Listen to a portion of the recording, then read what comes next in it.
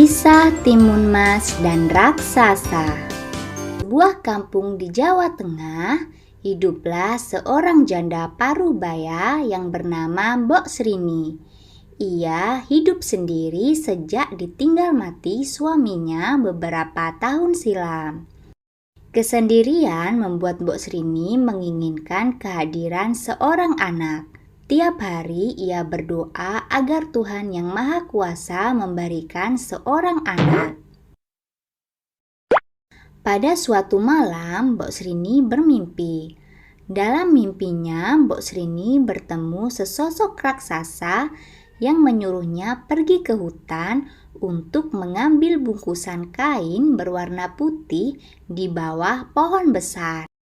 Pagi hari, Mbok Srini pergi ke hutan tempat ia biasa mencari kayu bakar. Kali ini ia penasaran dengan mimpinya tadi malam. Sesampainya di bawah pohon besar, ia menemukan bungkusan kain kecil berwarna putih berisi biji mentimun.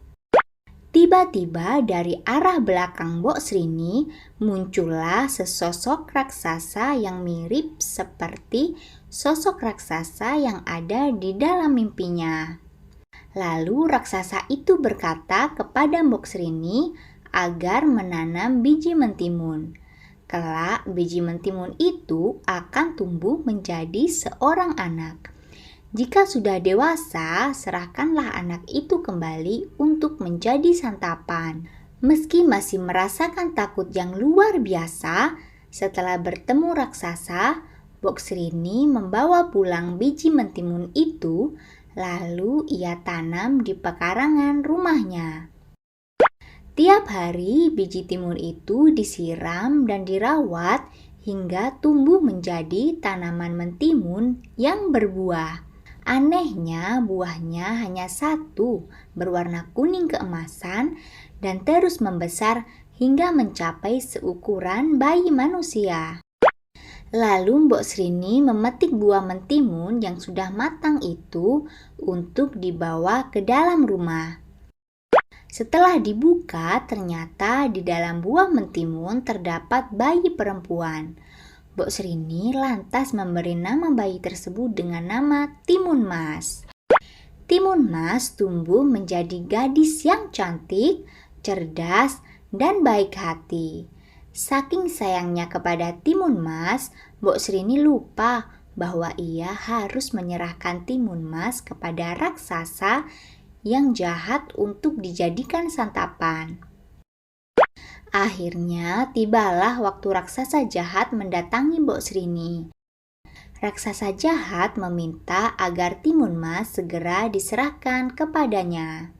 Agar tidak menjadi santapan raksasa, Mbok Srini meminta perpanjangan waktu 3 hari lagi dengan alasan Timun Mas sedang sakit, sehingga dagingnya tidak enak untuk dimakan.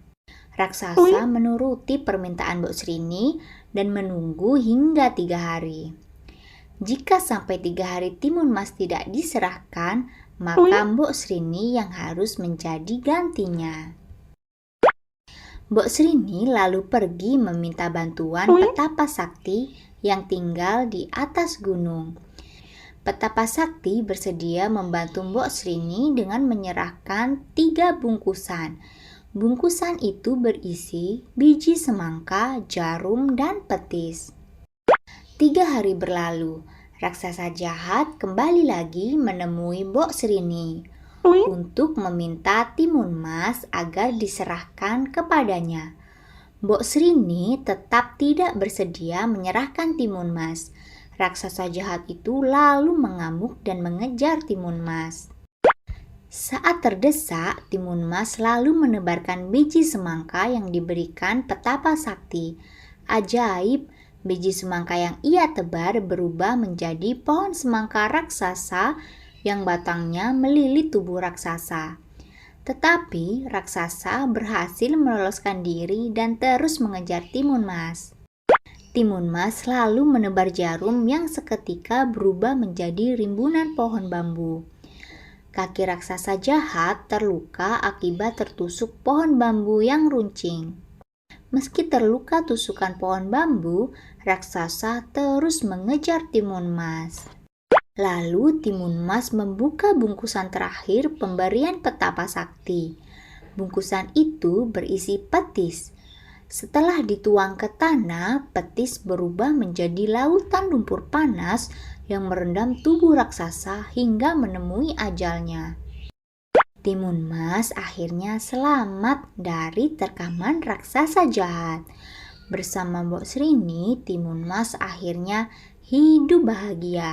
Hikmah dari cerita ini adalah jangan mudah berjanji kepada orang lain tentang sesuatu hal yang tidak bisa kita tepati. Jadilah orang baik yang tidak mudah membuat janji-janji serta mengingkari janji.